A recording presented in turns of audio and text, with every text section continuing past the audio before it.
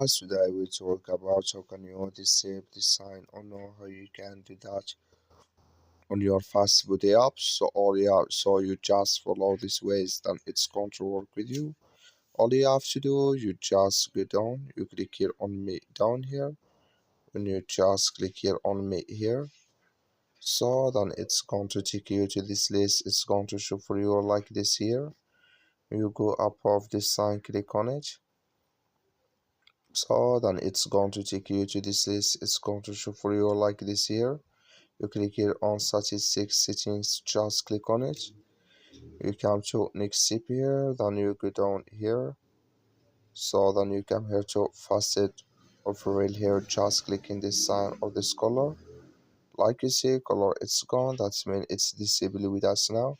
That's all you have to do. That's all. Thank you for watching. Don't forget to support us by liking, subscribe.